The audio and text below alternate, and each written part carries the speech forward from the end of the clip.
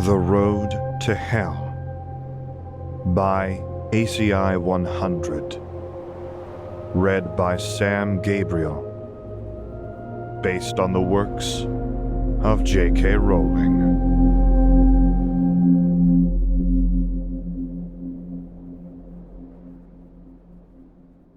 Chapter 6. Stalking Shadows. Blackened stone hissed beneath a blood-red sky, emitting acrid smoke that choked his every ragged breath. Harry coughed, doubled over from his stinging eyes and searing throat. Barren rock was all that laid between him and the wall of smoke obscuring whatever loomed ahead. His shadow stalked him despite the lack of sun, scarcely visible against the scorched stones at his feet. Rubbing at his eyes, he looked down, grateful for anything other than smoke and stone, until he glimpsed a pair of scarlet slits. What the fuck? Harry sprinted off, his red-eyed shadow sliding across the smoking stones behind him. The smoke. It's so thick up ahead that there won't be enough light for my shadow. Heat burrowed beneath his skin as he plunged into the bank of smoke, its putrid poison seeping into him as he dragged his eyes open and stared down between his feet once more. The shadow was still there, its scarlet eyes stark against the stones. That's impossible, he thought as he resumed his flight. There's no sun and shadows don't have eyes. The smoke around him bled away like morning mist, revealing Hogwarts' outline up ahead. No, this can't be Hogwarts. The same scorched stone surrounded the untouched castle. All that remained of the grounds he so cherished was the lake, its surface glinting like obsidian under the scarlet sky. The water reddened when he neared the ruined bank, and a hot wind blew off the crimson lake, fanning a metallic reek into Harry's face. No! His jaw ached as he sprinted up sloping stones, teeth gritted against the blistering heat seeping through his trainers and searing his soles. He threw his shoulder against the castle's large oak door and it gave way.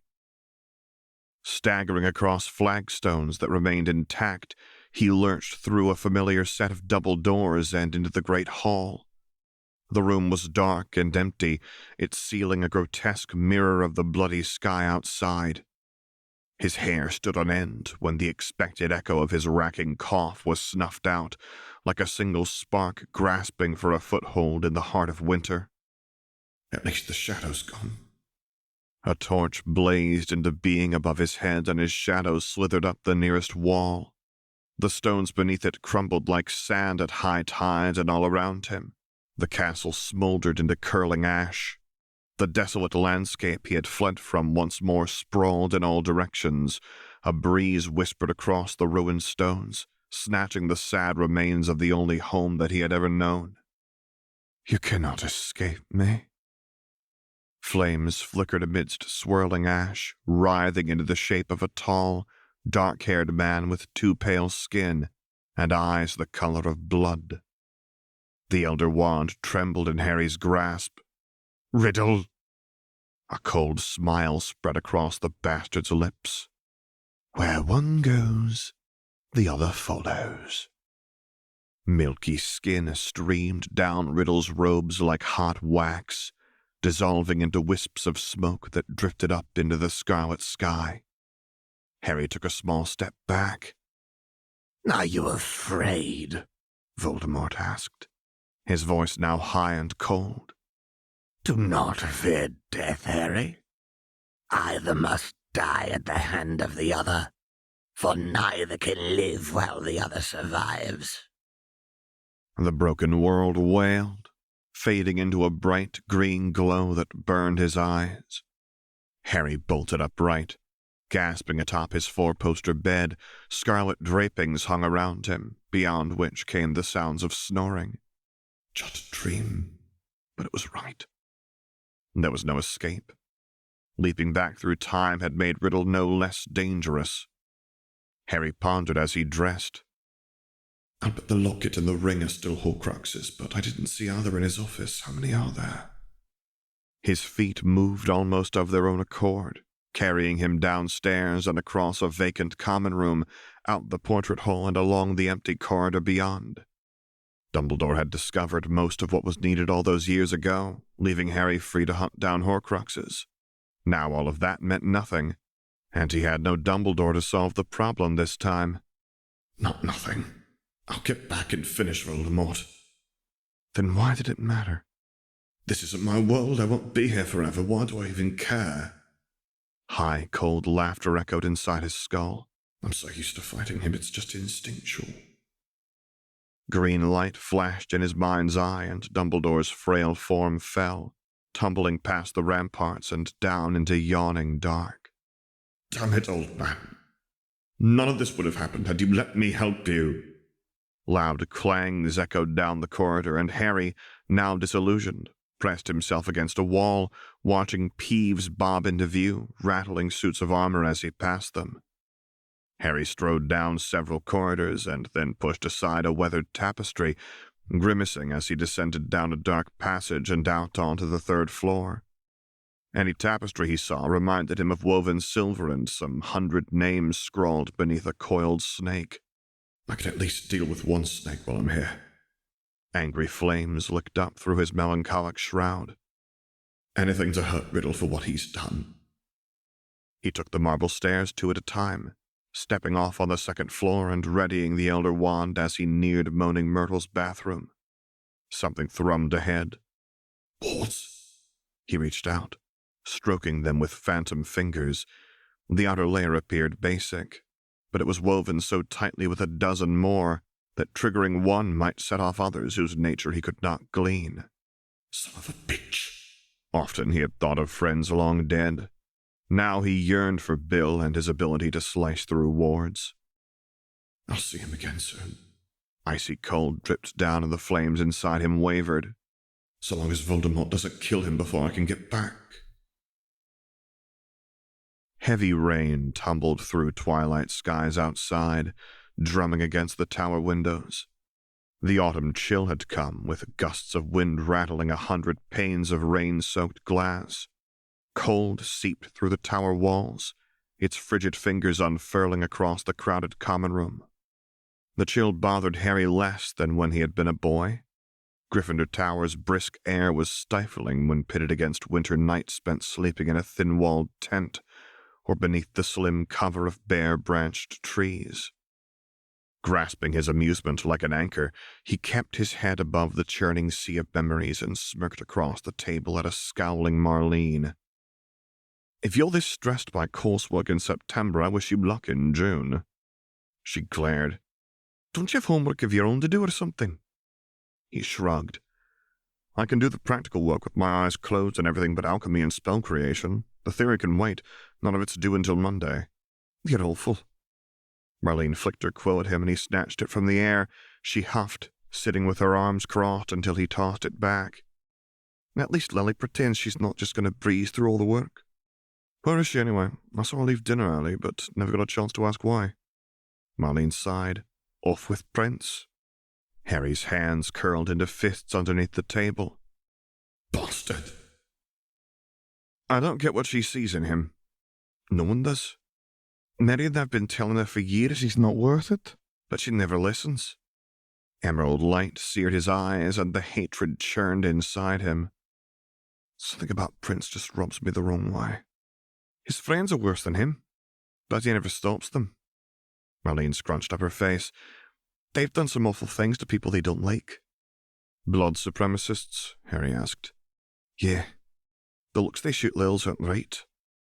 Marlene shook her head. She knows and refuses to hang out with them, but that doesn't stop her meeting up with Prince. Is that common, blood supremacy? Never had he heard anyone complain about it whilst staying at the Haven. Not really. Magic is magic. Everyone's taught that from the time they can walk. Marlene drummed her fingers along the table's edge. They can be punished for unjustly picking purebloods over muggleborns when hiring and stuff like that. Harry stared up out the window. The sky outside was growing dark. But it doesn't stop everyone, does it? It used to be much worse back before the Empire, but no, Marlene admitted. Families like the Knots and Lestranges still talk about how things should go back to how they were. Glad to know they're still a bunch of cunts. Do you think they'll ever get their way? I doubt it, Marlene said. Those sorts of families used to be a lot louder. The blacks even led the revolts. Their lord was stripped of his title and their accounts were frozen for a bit. Those restrictions were lifted years ago, but the whole thing caused a huge scandal back in the 50s. Dumbledore must have really gotten through to Grindelwald. I doubt people are too keen to try their luck after that, he said. Like I said, families like the Knots and Lestranges still make noise, but not enough to do much. The blacks were the richest family in Britain back then and had a ton of power. If the Order was willing to knock them down, no one's safe. Good. Marlene twirled her quill between long fingers. Exactly. Harry studied her across the table. You're pureblood, aren't you? The quill ceased its twirling. Hey, what do you think? Magic's magic, she said with a shrug. We should save that kind of attitude for muggles. It was like his train of thought had slammed against a wall and fizzled out. For muggles? Marlene set down the quill. They committed all sorts of crimes against witches and wizards. I had ancestors who were burned or exiled. Something inside him writhed as he clutched the fabric of his robes between his thumb and forefinger. What's it like for them now? A warm glow seared through the shadows that had hung in Marlene's expression. They're no threat now. She might have gone on, but the fat lady's portrait swung inwards, and a head of bright red hair bobbed in their direction. Hey, Lils.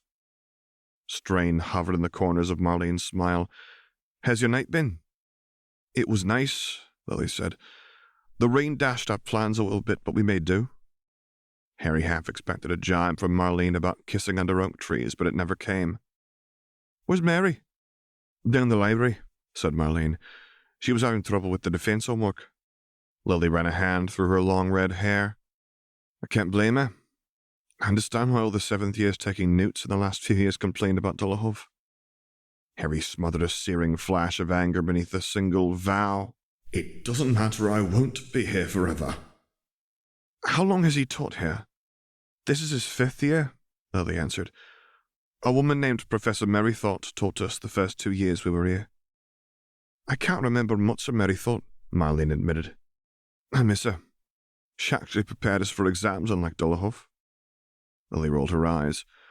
I swear, you'd think he was a drill sergeant, not a qualified professor. What do you think, Harry? Marlene asked. I think he's a murderous bastard, that's what I think. He's a skilled wizard, but he doesn't really teach. He barely shows us how to cast a spell, then tells us to do it. Lily hummed. His classes work all right for people like you and Sev. Naturally skilled students don't need hours to study, but not everyone is like that. Most people aren't, Marlene said with a mock glare in his direction. The rest of us. Dramatic gagging came from nearby, and Harry felt his heart fall into a hollow pit of dread. Here we go again. Get lost, Potter, Lily said without looking up. James busied himself with wiping imagined sick off his chin. Sorry, I was just walking past and overheard. Hearing Snivelus being complimented usually triggers my gag reflex. Severus, Lily emphasized the name, is twice the wizard you'll ever be. James looked from Lily back to his 3 friends. Well, look at that. Staring at Evans gets rid of the gag reflex. Who'd have thought? If that's true, said Remus, then you may never gag again. Harry could not help but stare. I've never seen him look so healthy. Plain but unmarred robes hung from full shoulders and showed off Remus's protruding chest. James caught Harry's eye and smirked. Want to trade, Calloway? You seem to fancy my friend, and I definitely fancy yours. Everyone wins. Sirius howled with laughter, but Harry's quiet rebuke sliced through the noise like rays of sun through pre-dawn skies. She's not mine to give away, Potter. Sirius's laugh cut off, and James went rigid. You'd have a better shot if you treated her like a person instead of a trophy. You're lucky she's not a trophy, James spat. "If she was, I'd knock you all around the castle until I won her. Come on, you lot." His friends trailed him back across the common room, settling in an array of armchairs near the fire. Harry's heart pounded in its somber void. That dream was right. There was no escape. Whether it was Riddle, his father, or reminders of the life he should be living, pain stalked him like the shadow from his nightmare. In the description, you can find links to the author and narrator's websites. There you can find more stories that he has written and more stories that I have narrated, respectively. Also linked to our Patreon pages, which we encourage you to visit if you would like to support us. To hear this and many other stories recorded live, visit my Discord server. For discussion of the many works of the author, visit his Discord server. Special thanks to Sakiko and Athena Hope. Music by Coag. If you have enjoyed this chapter, please subscribe, like, and comment. Of all of the people mentioned in this video, only J.K. Rowling owns Harry Potter. And finally, as always, thank you for listening.